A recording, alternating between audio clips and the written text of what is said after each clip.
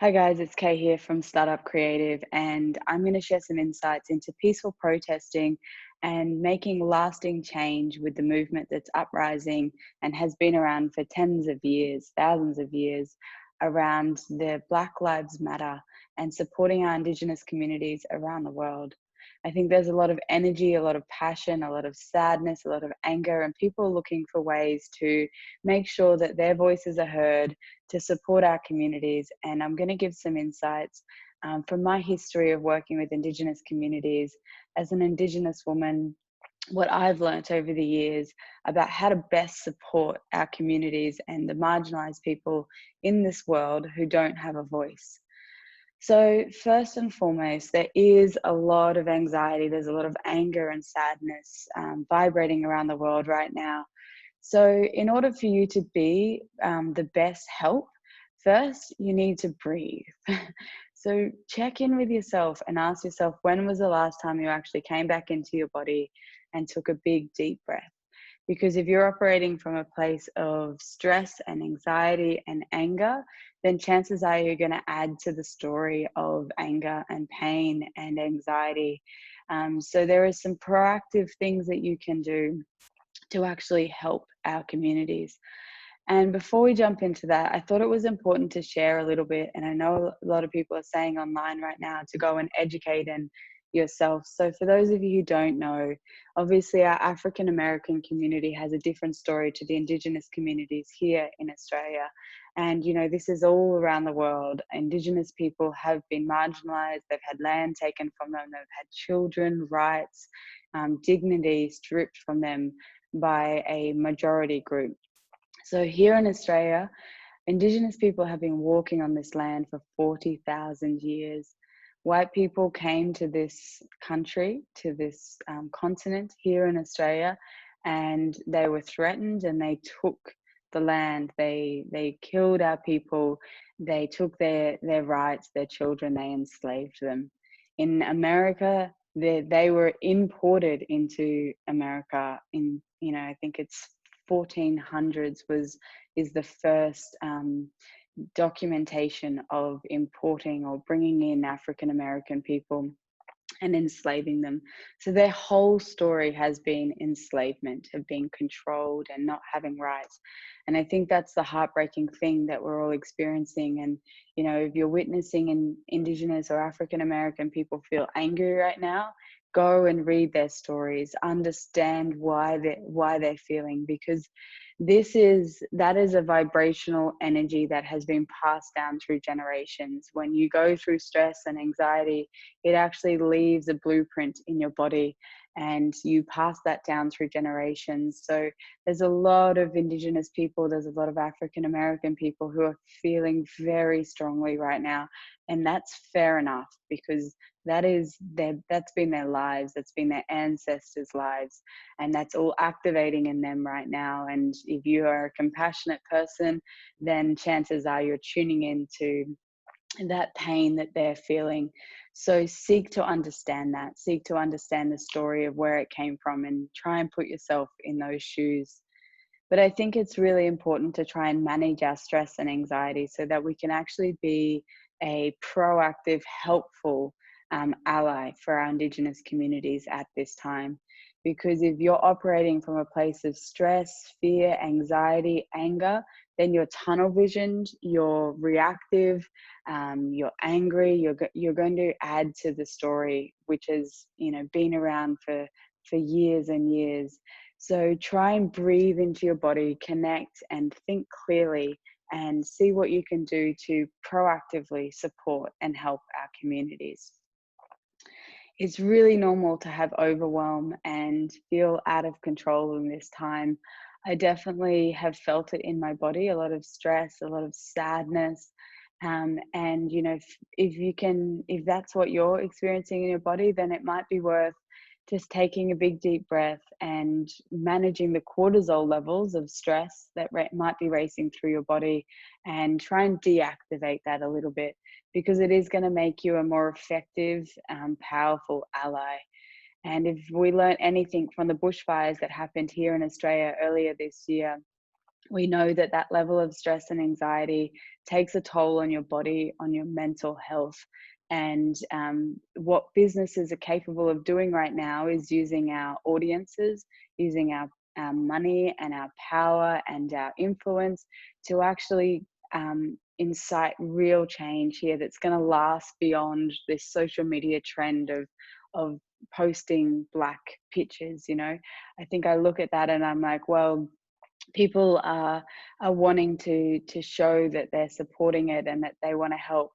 But let's start to talk about some things that you can do that are going to go beyond, this news cycle right now, so that this never happens again. So that our Indigenous people, the African American people that are suffering so badly in America right now, have a story change that is going to last into centuries beyond us, and that will actually make a real lasting difference. Because I think that's what gives us hope in this time, in when everything feels so out of control and so painful and helpless.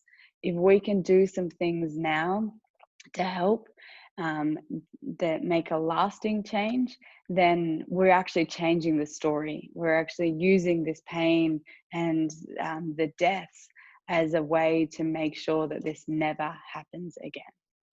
So for me, I think one of the most powerful things we can all do is to support and connect with our Indigenous communities. If there's anything that I've learned from my background in social work and working in marginalized Indigenous communities, is that we do not know. We don't know what they need. We do not know what they want and the support that they're looking for. Yes, it's nice to post on Instagram or to have an opinion, but imagine if everyone who was posting a black square on Instagram, or using the Black Lives Matter hashtag, reached out to an Indigenous person in their community and said, what do you need and how can we empower you and how can we give you a voice and support you and your community? And I guarantee you it would be so different to just having an opinion and using hashtags and social media. So take a moment to find somebody in your community, reach out to them and seek to understand them and their story and what they are needing. That's where change happens, because that's where it all started, right? White people come in and think that we know best, but who actually sits alongside our Indigenous community and says, we hear you, we see you, and what do you need? I have this Instagram following, or I have this blog platform, let me help, or I can donate money to fresh food and clean water and housing, whatever is that community might need. Maybe if you're a business coach, you can go in and support the growth of small business in Indigenous communities, rather than handing it all over to white people, or more empowered people in our communities. So take some time out to go and seek out somebody in your community and have a conversation. Be compassionate, be kind, and seek to understand their needs.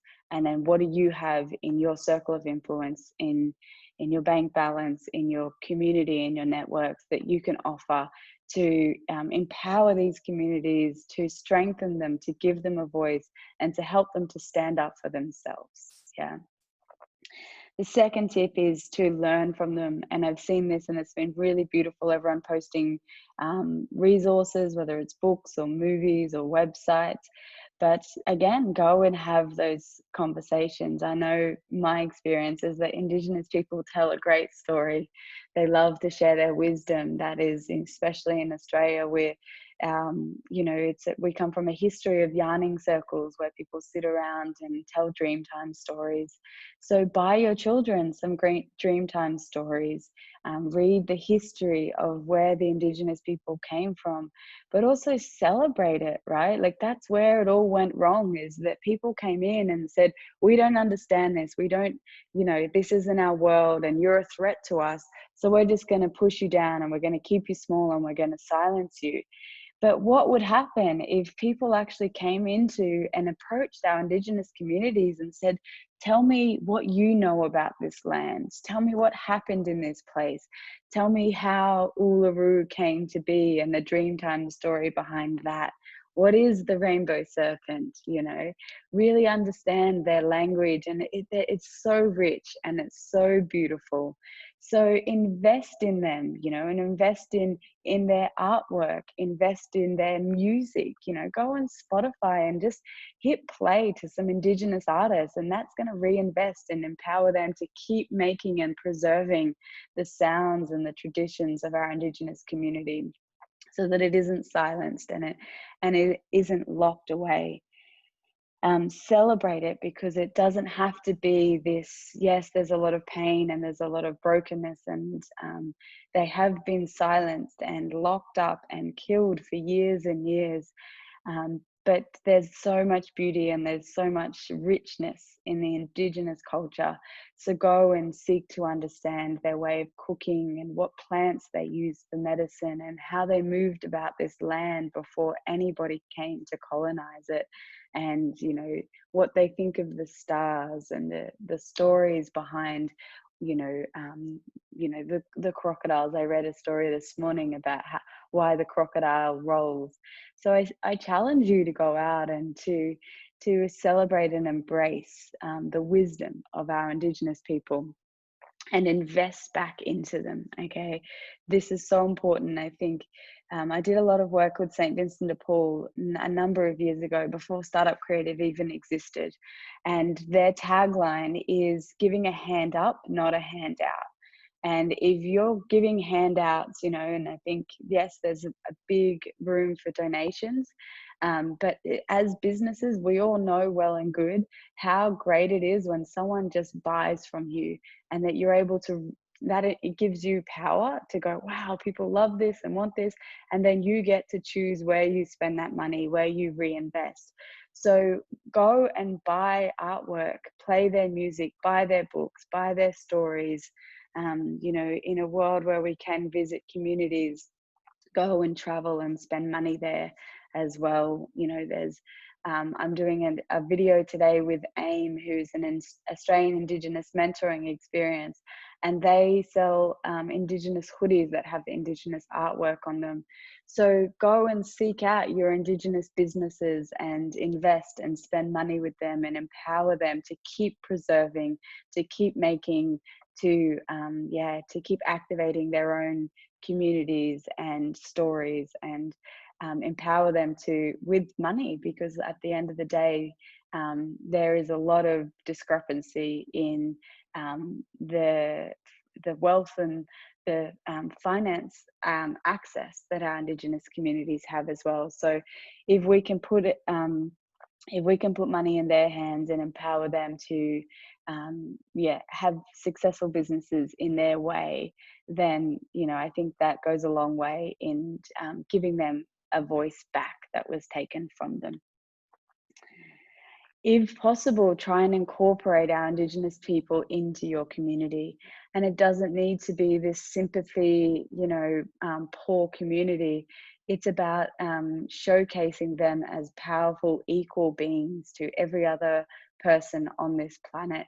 So if you are a filmmaker, then, you know, cast Indigenous people. If you are a fashion agency, then put Indigenous models in your lookbooks. You know, can you put them on your podcast? Can you tell their stories on your blog? Can you showcase them and share their Instagrams or their faces on your Instagram account?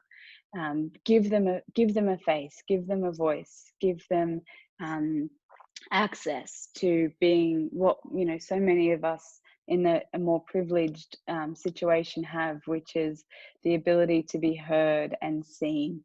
So where possible, go out and find those role models and incorporate them into your business and make it a thing, an ongoing thing that you do. Perhaps you're a business and you'd like to weave in some social enterprise where you can donate back to an Indigenous community. And that can be an ongoing, lasting change. When all of the hype dies down, I think the most important thing is to make sure that we use this passion and this energy to put things in place to keep empowering and supporting and giving a voice to our Indigenous communities so that they don't go back to the fringes, they don't go back to the shadows and the voicelessness when the anxiety gets too much in our bodies and we decide to go off social media or to forget about that story, and because it's too hard and it's too much to keep processing.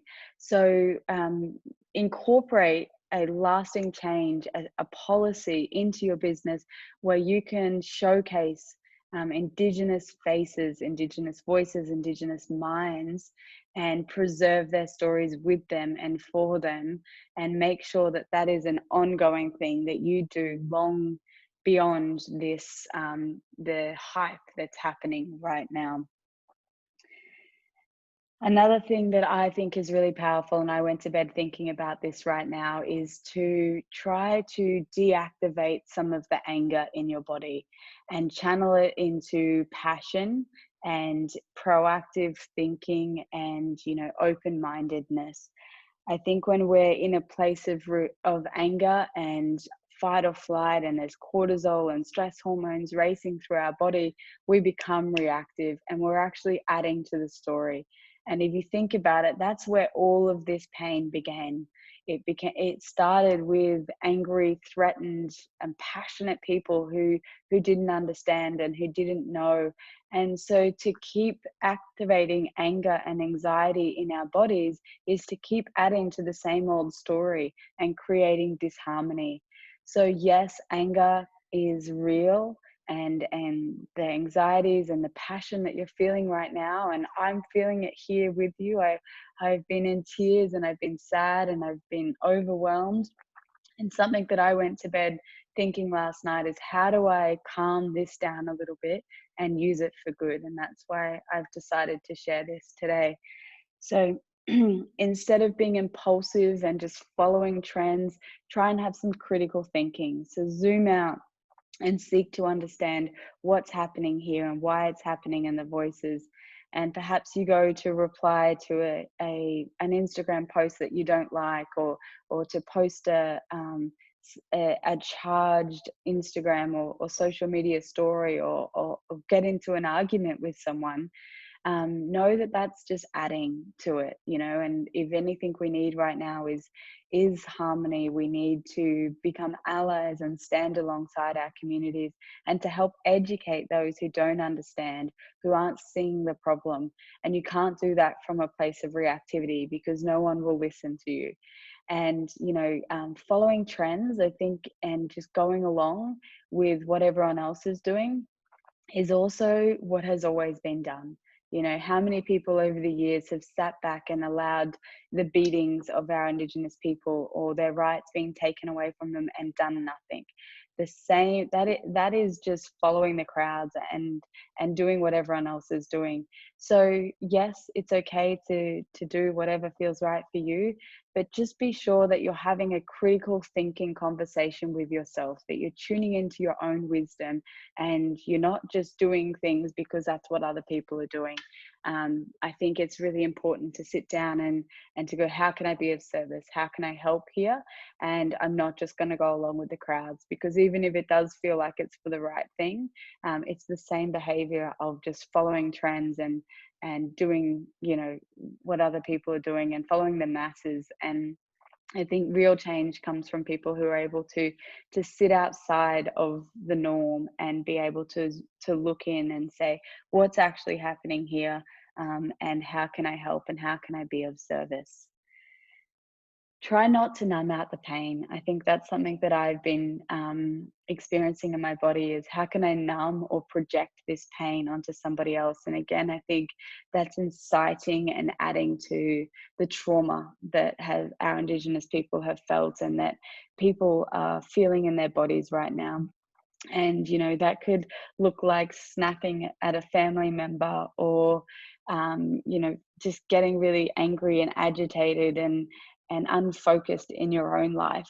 But you're going to be the most powerful ally for our Indigenous community if you can stay in a centered place, and if you can create harmony around yourself. And something that I've learned from meditation over the years and have loved is that human beings are made, everything in this world is made up of energy. And that energy is, in our body holds a vibration. So when we hold a vibration of love and peace and harmony, then we're actually able to ripple that in the people around us. If we're in a heightened state and we're activating fear in our body, then we're going to keep adding to that. And yes, you might be able to hold that fear and channel it to passion, but somebody else might not. And that's where, we start to risk suicide increase and depression and long lasting um, real health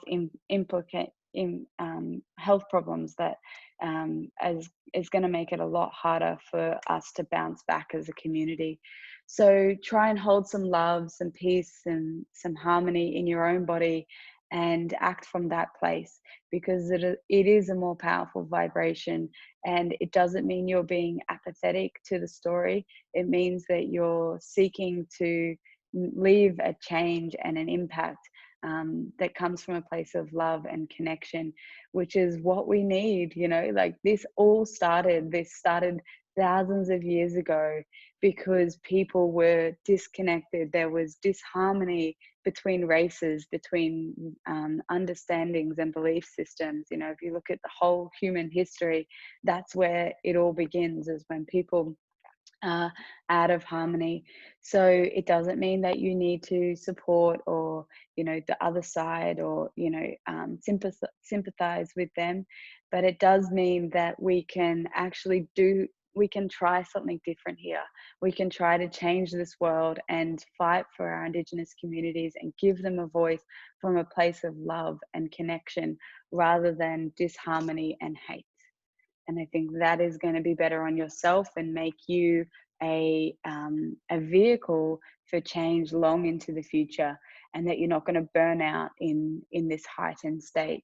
So try and be a critical thinker to create harmony in your own body and act from that place, because it means that your brain is going to be more capable of seeing solutions and making change and investing and supporting our community for years and years to come, not just in this bubble of hype and news that's happening right now.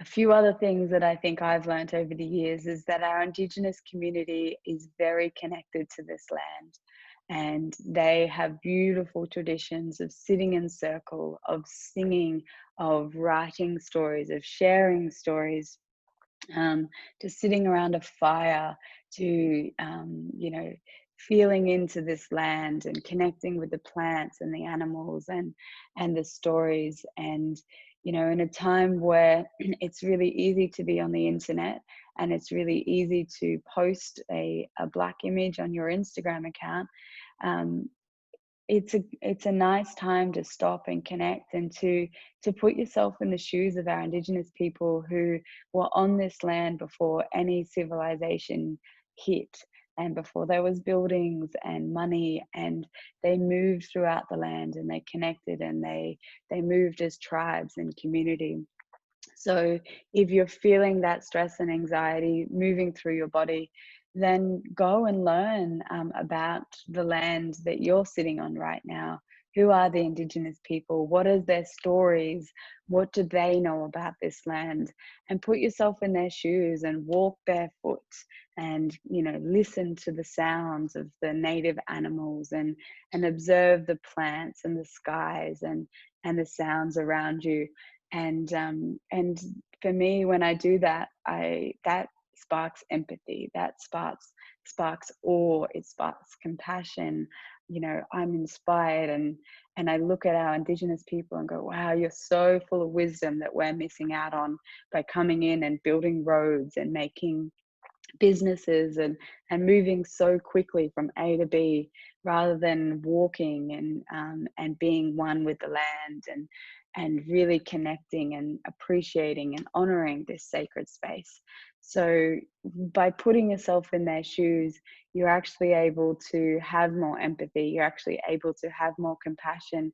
And by understanding their way of life and then sharing it with others, were able to preserve and restore what was taken away from them. It was taken from them, this land was taken, their stories, their language is not even, is dying out every single day.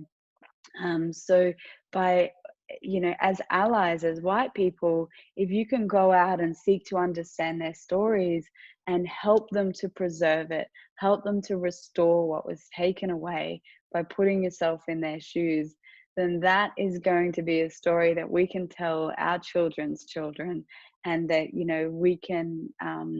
we can sit back and say that was a painful time in history, but because we approached it with lasting change and we sought to understand and seek and connect with our Indigenous communities, and through our resources and our power and our reach and our money behind them, and gave them back what what was taken from them, now we're able to actually see the richness and the harmony of how this country lives and moves and honors their Indigenous people in this country. So sit in circle with them.